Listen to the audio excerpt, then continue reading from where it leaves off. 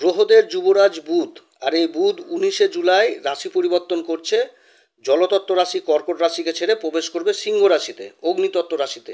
আর বুধ এখানে 19শে জুলাই থেকে 22শে সেপ্টেম্বর পর্যন্ত অবস্থান করবে। সর্বমোট 66 দিনের পরিবর্তন। বুধের এই পরিবর্তন 15-16 দিনের জন্য হয়, কিন্তু এবার বুধ অন্যরকমভাবে অবস্থান করছে। বুধ এর মাঝখানে বক্রী হবে, মার্গী হবে। তো এই সময়কালে আবার বুধের উপর শনির দৃষ্টি থাকবে এবং দেবগুরু বৃহস্পতির সাথে বুধের সম্পর্ক কেন্দ্রের হয়েছে। বুধের এই রাশি পরিবর্তনে বৃশ্চিক রাশির উপর কী প্রভাব পড়বে, আজকে এই বিষয়ে বিশেষ আলোচনা করব। শাস্ত্র বলে বুদ্ধিমত্তা, চতুরতা, বাণীর দক্ষতা দ্বারা সমাজে নিজেকে প্রতিষ্ঠিত করে বুধ যাদের খুব ভালো অবস্থায় থাকে। এই গোচরের ফলাফল আপনারা চন্দ্ররাশি অনুসারে দেখবেন।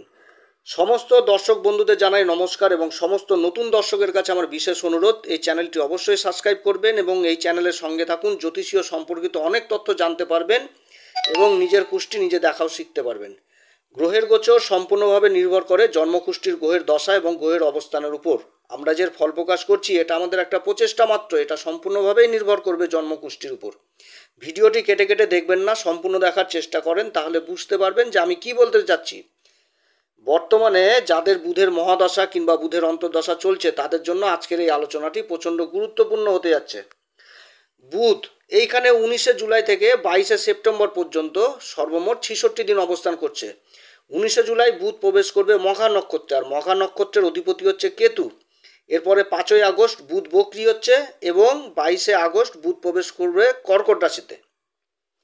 তার সাথে 28শে আগস্ট বুধ আবার মার্গী হবে এবং সেপ্টেম্বরের 4 তারিখ বুধ প্রবেশ করবে সিংহ রাশিতে, তখন আবার এই মঘা নক্ষত্রেই। তার সাথে 14ই সেপ্টেম্বর বুধ প্রবেশ করবে পূর্বা ফাল্গুনী নক্ষত্র, যার অধিপতি হচ্ছে শুক্রদেব, এবং 21শে সেপ্টেম্বর প্রবেশ করবে বুধ এই সূর্যদেবের রাশির নক্ষত্র উত্তরা ফাল্গুনী নক্ষত্রে, যার অধিপতি সূর্যদেব। আবার এই নক্ষত্রে অবস্থানগত বুধ পরবর্তী সময় আবার রাশি পরিবর্তন করবে। বৃশ্চিক রাশির ক্ষেত্রে বুধের পরিবর্তন যথেষ্ট ভালো হবে। বৃশ্চিক রাশির ক্ষেত্রে অষ্টম ঘরের অধিপতি এবং একাদশ ঘরের অধিপতি হয়ে কর্মের ঘরে অবস্থান করছে এবং বর্তমানে বৃশ্চিক রাশির ক্ষেত্রে গ্রহদের অবস্থান যথেষ্ট ভালো। বৃশ্চিক রাশির ক্ষেত্রে কারক গ্রহ দেবগুরু বৃহস্পতি, তার দৃষ্টি পড়ছে রাশির উপর এবং বর্তমানে রাশির অধিপতি মঙ্গলদেব এই দেবগুরুর সাথে অবস্থান করছে, তাদেরও মিলিত দৃষ্টি এই রাশির উপর পড়ছে।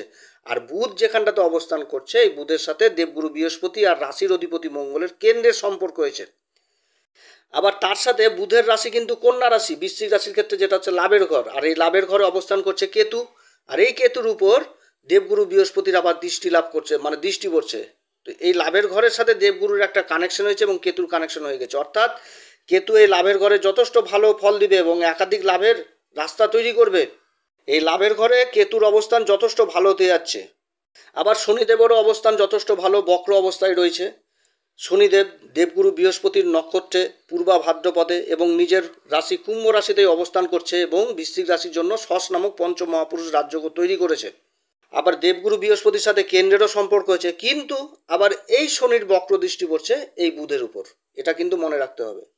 তো বর্তমানে যে গ্রহদের অবস্থান বৃশ্চিক রাশির ক্ষেত্রে এই একটাই জিনিস ইন্ডিকেট করছে বৃশ্চিক রাশির ক্ষেত্রে, যে যেন তেন প্রকারে এই রাশি যেই কর্মই করুক সেই কর্মে যথেষ্ট সাকসেস পাবে এবং কর্মক্ষেত্রে মান সম্মান পদ প্রতিষ্ঠা লাভ করবে, একাধিক লাভের রাস্তা তৈরি হবে এই সময়কালে।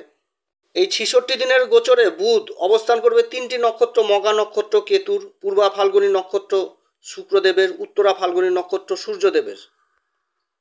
তবে কর্মের ঘরে বুধ অবস্থান করছে এবং শনিদেবের কিন্তু বক্রদৃষ্টি এই বুধের উপর পড়ছে। তো এই সময়কালে যেরকম লাভ, কর্মক্ষেত্রে মান সম্মান পদ প্রতিষ্ঠা এগুলো তো থাকবে, কিন্তু তার সাথে একটা কিন্তু প্রবলেম আসবে, সেটা হচ্ছে নিজের মানে যাদের বর্তমানে নার্ভের প্রবলেম রয়েছে তাদের কিন্তু যথেষ্ট সচেতন থাকতে হবে এই সময়, কারণ এই সময় এই অসুখটা যথেষ্ট বৃদ্ধি পাবে।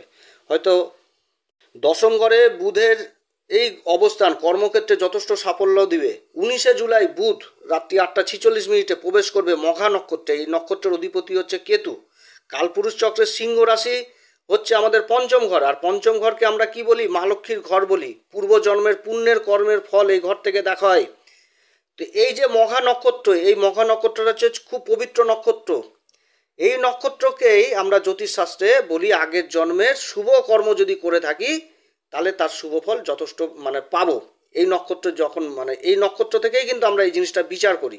এই নক্ষত্রে জন্মানো জাতক কিংবা জাতিকা তার জন্মে মানে এ জন্মে তার আগের জন্মের যে শুভ কর্ম করেছে তার শুভ ফল পাবেই পাবে, এটা আমাদের জ্যোতিষশাস্ত্র বলছে, এটা আমার কথা না।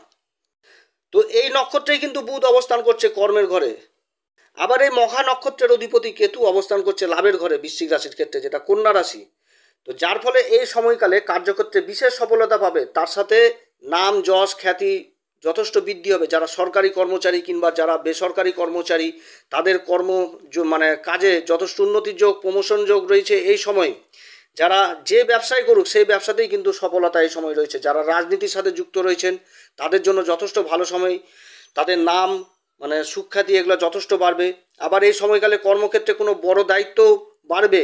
কেতু নক্ষত্রে অবস্থানগত বুধ আর কেতু লাভের ঘরে অবস্থান করছে এবং তার সাথে দেবগুরুর দৃষ্টি পড়ছে আবার এই এই লাভের ঘরে, যেখানেতে কেতু অবস্থান করছে। তো আকস্মিক কর্মক্ষেত্রে বড় লাভের সন্ধান পাবে। যারা শেয়ার মার্কেটে আগে থেকে লং টার্ম ইনভেস্ট করে রেখেছেন তাদের কিন্তু আকস্মিক লাভের পরিমাণ বাড়বে। তার সাথে এই সময়কালে বাড়ির বড় ভাই বোনদের সাথে সম্পর্ক যথেষ্ট ভালো থাকবে এবং তারা যেই কর্মেই যুক্ত থাকুক সেই কর্মে কিন্তু যথেষ্ট উন্নতির যোগ রয়েছে। 5ই আগস্ট বুধ বকরি হচ্ছে। এই বকরি বুধ এবং বকরি শনির কিন্তু দৃষ্টি বিনিময় হবে এই সময়।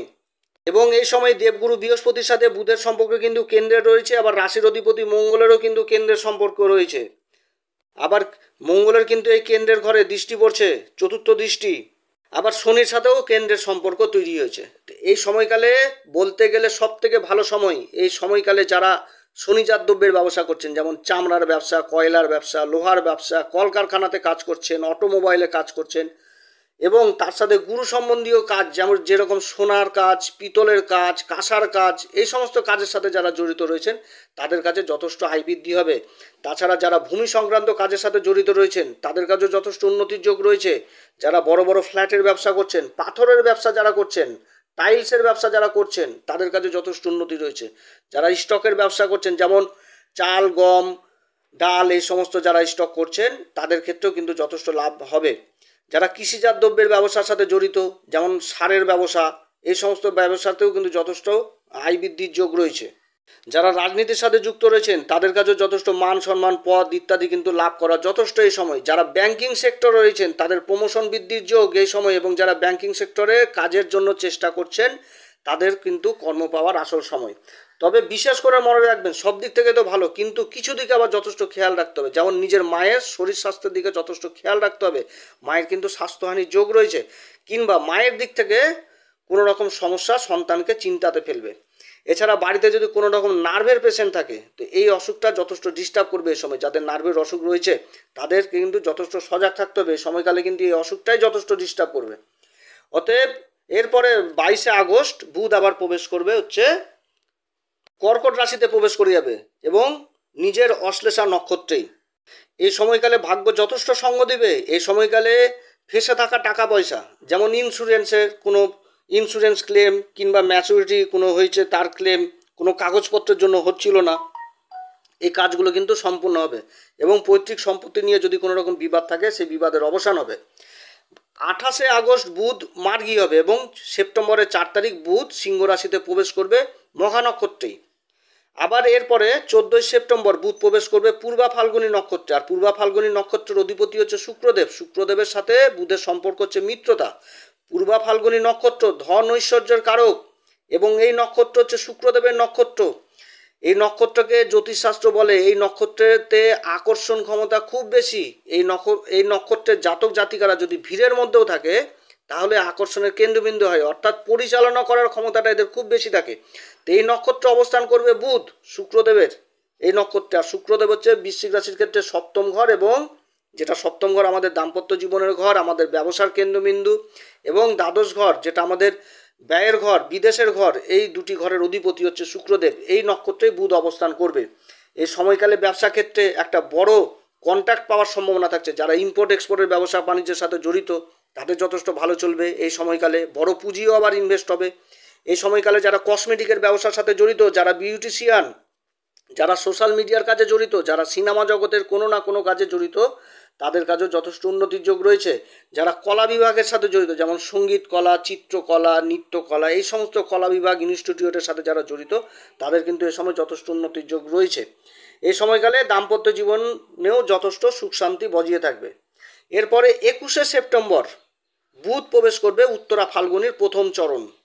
উত্তরা ফাল্গুনির প্রথম চরণে প্রবেশ করবে। উত্তরা ফাল্গুনি নক্ষত্রের অধিপতি হচ্ছে স্বয়ং সূর্যদেব, আর সূর্যদেবের রাশি এই সিংহ রাশিতেই বুধ অবস্থান করছে এই নক্ষত্রে। এই সময়কালে সরকারের পক্ষ থেকে থেমে থাকা কোনো কাজ গতি লাভ করবে। এই সময়কালে যারা কর্মক্ষেত্রে ইন্টারভিউ আদি দিয়েছেন, তাদের অ্যাপয়েন্টমেন্ট লেটার যাদের পেতে দেরি হচ্ছে কর্মক্ষেত্রে, তারা কিন্তু এই সময় অ্যাপয়েন্টমেন্ট লেটার পাবে এবং তার সাথে কর্মক্ষেত্রে প্রমোশনের যোগ রয়েছে এই সময়। তবে বিশেষ করে যারা ব্যাংকিং সেক্টরে রয়েছেন তাদের কিন্তু এ সময় যথেষ্ট ভালো সময়। সরকারি বিভাগে যারা কম্পিউটার সেকশনে রয়েছেন কিংবা আইটি সেক্টরে রয়েছেন তাদের জন্য এই সময় ভালো সময়। এই সময়কালে কোনো সরকারি উচ্চপদস্থ অফিসারের দ্বারা আপনার কোনো অসম্ভব কাজ সম্ভব হবে, যেটা হয়তো বহুদিন ধরে হচ্ছিল না, কোনো একটা সিগনেচারের অভাব ছিল বা কোনো একটা কাগজপত্রের ডিফল্ট ছিল, এই সমস্ত সমস্যা দূর হবে।